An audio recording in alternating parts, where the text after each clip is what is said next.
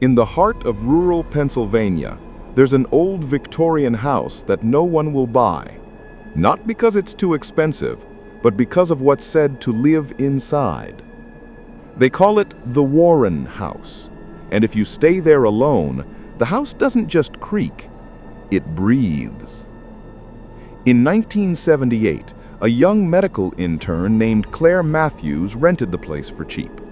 She'd just gotten her first job at a nearby hospital and needed somewhere quiet to study. The landlord was eager to rent it out. Too eager, she later realized. The first night, everything seemed normal.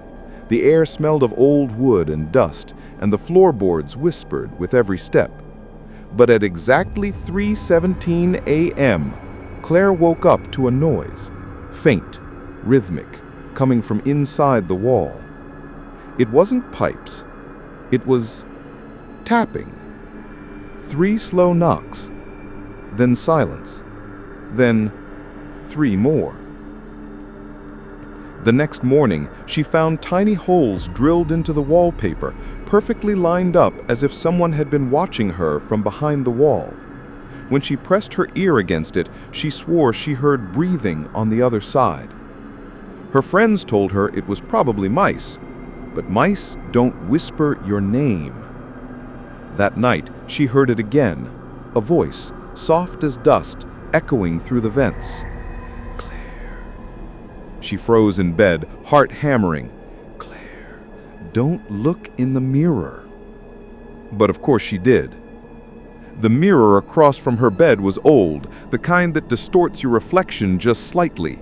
But this time, the reflection wasn't matching her movements. When she leaned forward, it stayed still. And when she whispered, "Who's there?" the reflection smiled. The next day at work, Claire asked an old janitor if he knew anything about the house. He paled immediately. "You shouldn't stay there.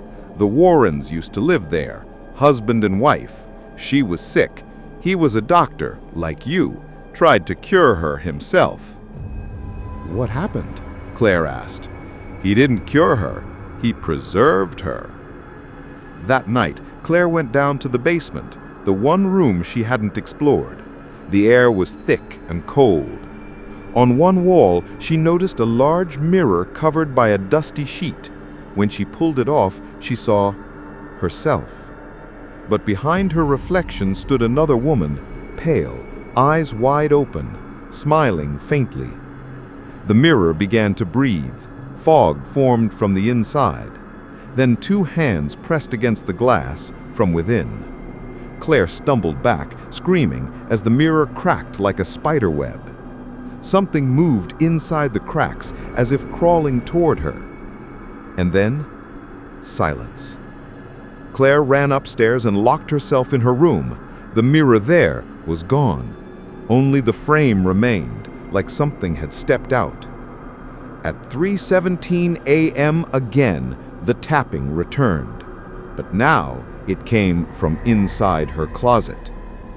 When the police arrived the next morning, they found the front door open, lights still on, and Claire's medical bag in the hallway. No sign of a struggle, no sign of Claire. Only one thing remained: a new mirror, perfectly clean, standing in the corner of the room. And if you look closely into the glass, very closely, you can still see a young woman's reflection staring back, blinking every few seconds, though no one stands before it.